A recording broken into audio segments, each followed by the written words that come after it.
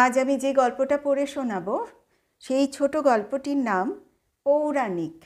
লেখিকা মহুয়া চৌধুরী। ঠাম্মি যে কত গল্প বলতেন। গল্প শুনতে শুনতেই পুপুল ঘুমিয়ে পড়ত রোজ। তিনি স্বর্গে চলে গিয়েছেন, সেও 3 বছর হয়ে গেল। পুপুল তখন ছোট্ট, তবু এখনও সেসব গল্প একটু একটু মনে পড়ে তার। তারপর জানলি তো পুপুল, রাজবাড়িতে খবর এসেছে কুন্তির ছেলে হয়েছে। তাই না শুনে গান্ধারীর ভারী হিংসে হলো। তখন তার পেটের মধ্যে ছেলে রয়েছে বটে, কিন্তু জন্মায়নি। তার মানে কুন্তির ছেলে যুধিষ্ঠির হয়ে গেল বংশের সবচেয়ে বড় ছেলে। সেকালের নিয়ম মতো সেই রাজা হবে। তা নিজের ছেলে কোনোদিন রাজা হতে পারবে না জেনে গান্ধারী করলো কি বলতো? রাগের চোটে নিজের পেটে দুম দুম করে মারতে লাগলো। বলল যে রাজাই যদি না হয় তবে অমন ছেলে নিয়ে আমার লাভ কি? মরে যাক গে ও ছেলে। ছেলেকে মেরে ফেলতে চাইলো? পুপুল চোখ বড় বড় করে জিজ্ঞেস করত। ঠাম্মি কি উত্তর দিতেন এখন আর মনে পড়ে না পুপুলের। পুপুল আজকাল আর গল্প শোনে না, সময় পেলেই ছবি আঁকে। ছবি আঁকতে বড্ড ভালোবাসে সে। লক্ষ্মী ছেলে সে, কারোর সঙ্গে ঝগড়াঝাটিও নেই। তবে তার এই সুবিধের জন্য স্কুলে আজ অবধি কেউ তার প্রশংসা করেনি। পড়াশোনায় সে রিপোর্ট কার্ডের ভাষায় অ্যাভারেজ। প্যারেন্ট টিচার মিটে ভার্গব ম্যাম বিরক্ত মুখে বলেন, he is very careless, always does silly mistakes. তখন তার ঠোঁটের কোণ দুটো বেঁকে এমনভাবে নিচের দিকে নেমে আসে যা দেখলে শিউরে উঠতে হয়।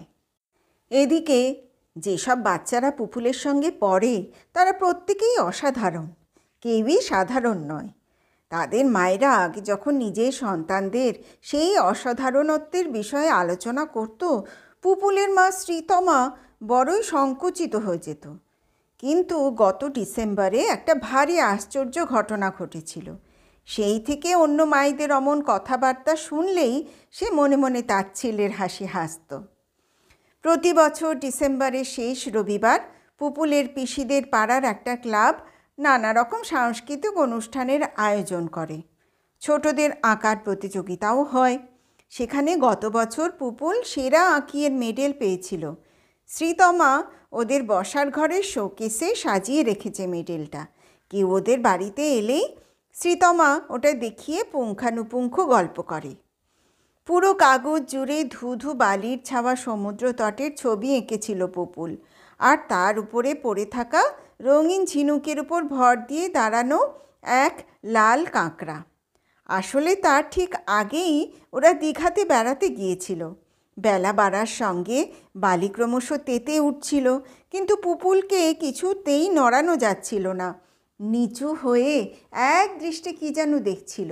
শ্রীতমা হেসে সকলকে বলে, আরে তখন কি জানি। তারপর বলে প্রতিযোগিতায় বিচারকের আসনে থাকা নামজাদা শিল্পী অভিষেক ভাদুরীর কথা। তিনি শ্রীতমাকে আলাদা করে ডেকে বলেছিলেন, একটা অনুরোধ আছে ম্যাডাম, দেখবেন প্রতীক যেন ছবি আঁকাটা ছেড়ে না দেয়। হি ইজ ট্যালেন্টেড, দেখার চোখ আছে ওর। ঠিক মতো চর্চা করলে একদিন ও আমাদের দেশের গর্বের কারণ হবে। প্রতিবার বলতে বলতে গায়ে কাঁটা দেয় শ্রীতমার। চোখের সামনে ভেসে ওঠে ভার্গব ম্যামের মুখখানা, স্কুলের যত অসাধারণ ছেলে মেয়েদের মায়েদের মুখগুলো। মানুষ চোখে দেখতে পায় প্রচুর মানুষে ঠাসা প্রকাণ্ড প্রেক্ষাগৃহ, কত বিশিষ্ট মানুষ। শিল্পী প্রতীক ঘোষের চিত্র প্রদর্শনীর উদ্বোধন উপলক্ষে এসেছেন তারা। তাদের চোখে মুগ্ধতা। মিডিয়ার ইন্টারভিউতে প্রতীক বলছে, আমার মা আমার অনুপ্রেরণা। তখন থেকেই তো শ্রীতমার দৈনন্দিন জীবনের পরতে পরতে মিশে যাচ্ছিল ওই সব ছবি। সে বিশ্বাস করতে শুরু করেছিল বিরাট একটা কিছু আসছে তাদের মামুলি জীবনে, যা মুছে দেবে পুপুলের কম নম্বর পাওয়ার হতাশা। বাড়ি থেকে অনেকটা দূরে একটা নামি দামি আঁকার স্কুলে ভর্তি করেছে সে পুপুলকে। প্রতি রবিবার ছেলেকে নিয়ে যাওয়া আসাতেই তার সারা দিন কেটে যায়। কিন্তু সেখানকার কিছুই পছন্দ হচ্ছে না পুপুলের। গোজ মুখে বলে, ধুস, ওরা খালি দেখে দেখে ঘটি কুঁজো আঁকতে দেবে রোজ রোজ, ভাল লাগে না।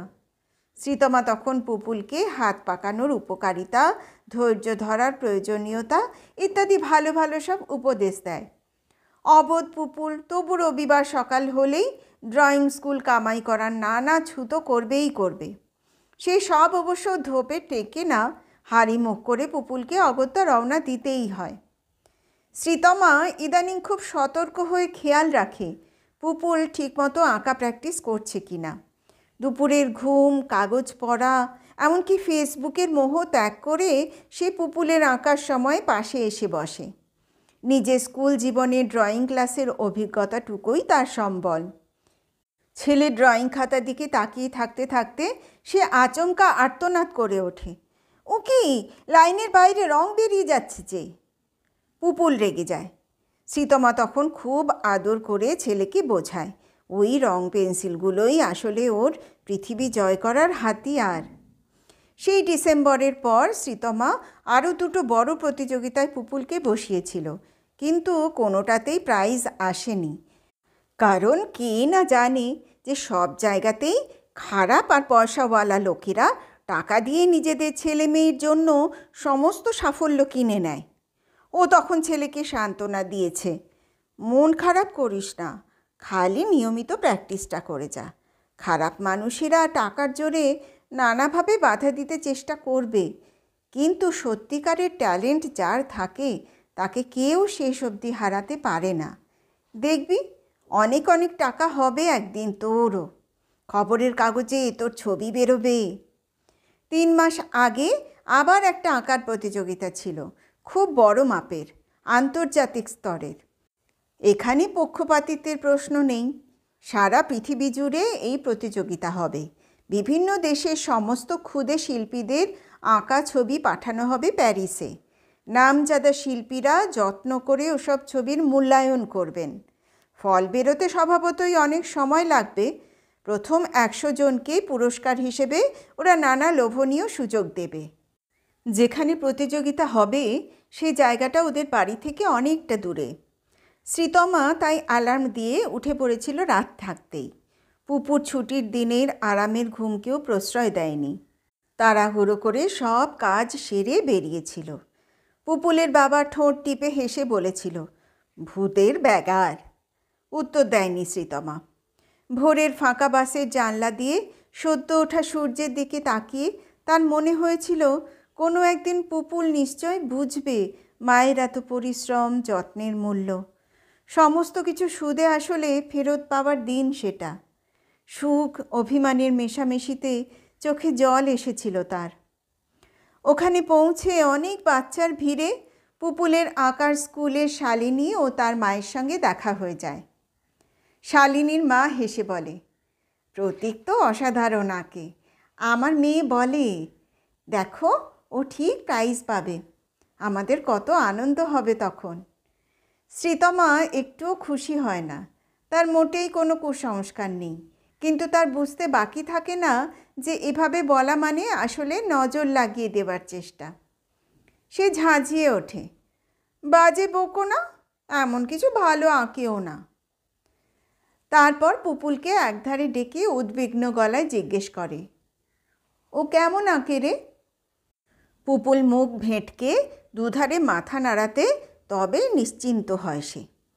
খুঁটিনাটি উপদেশগুলোর পুনরাবৃত্তি করতে থাকে। উদ্যোক্তারা প্রতিযোগীদের অডিটোরিয়ামের মধ্যে যাওয়ার জন্য ডাকেন।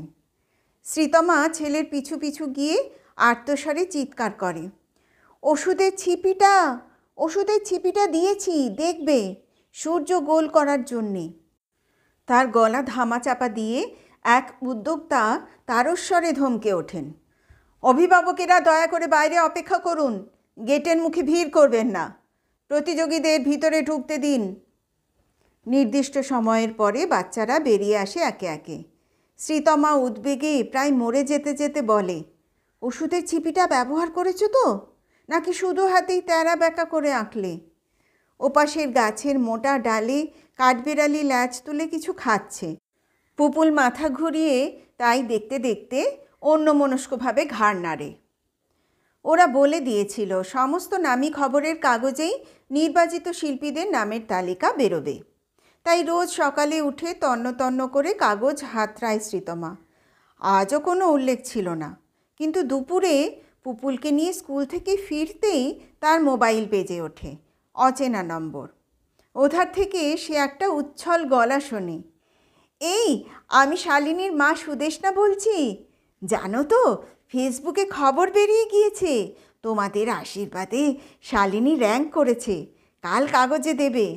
ভাবতেই পারছি না, দেশ বিদেশের অত বাচ্চাদের মধ্যে ইন্ডিয়া থেকে একমাত্র ওই। ঝোড়ো বেগে রক্ত আছড়ে পড়ছে শ্রীতমার বুকের মধ্যে। হৃৎপিণ্ডটা ফেটে যাবে বুঝি। পুপুল ঘ্যান ঘ্যান করে। খাবার দিচ্ছ না কেন? কালি বসেই আছো চুপ করে। ফেটে পড়ে শ্রীতমা। পারবো না, নিজে নিয়ে খাও। এত খাটুনি, টাকার শ্রাদ্ধ, লাটটা কি হলো? আগেই বোঝা উচিত ছিল যে ল্যাদারুদের কোনো দিনই কিছু হয় না। পুপুল চুপ করে যায় মায়ের ধমক শুনে। পুপুল এখন ঝুঁকে পড়েছে ড্রয়িং খাতার উপরে। ক্রেয়ন পেন্সিলগুলো টেবিলের চারদিকে ছড়ানো। পুপুল রং তুলে নিচ্ছে আর গায়ের জোরে সেগুলো ঘষে চলেছে খাতার পাতায়। চাপের চোটে কাগজ ছিঁড়ে যাচ্ছে। ছবিটা মোটেই ভালো হচ্ছে না। হিজিবিজি, যা ইচ্ছে তাই। কাগজ জুড়ে রঙের গুন্ডামি। তবু বোঝা যাচ্ছে মাটিতে শুয়ে আছে তিনজন। পুপুল ছাড়া কেউ জানে না যে ওরা আসলে শালিনী, জিৎ আর টিটো। জিৎ এবার অঙ্কে 100-100 পেয়েছে। টিটোকে অবশ্য বেশি চেনে না পুপুল। ওদের বাড়ির সামনে একটা বড় লন আছে। টিটোর জন্মদিনে ওই লনের চারপাশ ঘিরে আলো জ্বলে, গান বাজে। টেডি বিয়ার, মিকি মাউস সেজে কারা যেন ঘোরে পেস্ট্রি, চকলেটের ট্রি হাতে। নিজেদের বারান্দা থেকে দেখে পুপুল। ভারী মজা লাগে। কিন্তু এই মুহূর্তে মাটিতে শুয়ে থাকা টিটোর বুকে ছোরা বেঁধানো। পুরো ছবিটা জুড়ে পুপুল শুধু লাল রং ঘষেই চলেছে। ছবির মাটি, আকাশ আর ওরা তিনজন চাপা পড়ে যাচ্ছে লালের নিচে। নিজের ঘর থেকে একসময় উপরে আসে শ্রীতমা। টেবিলে উল্টে রাখা প্লেট, চাপা দেওয়া খাবার যেমনকার তেমনিই রয়ে গিয়েছে এখনও। নিঃশব্দে পুপুলের ঘরে ঢোকে সে। ছেলের কাঁধের পাশ দিয়ে উঁকি মারে। ছবিটা দেখতে পায় শ্রীতমা। চমকে ওঠে সে। কত হাজার বছর আগে নিজেদের চোখে নিজেরই হাতে বেঁধেছিল যে পুরো আস্তরণটা, আচমকা খসে পড়েছে সেটা। তাই বিষম ত্রাসে সে শুধু দেখে ওই ড্রয়িং খাতার পাতা উপচে রক্ত ছড়িয়ে পড়ছে চারপাশে।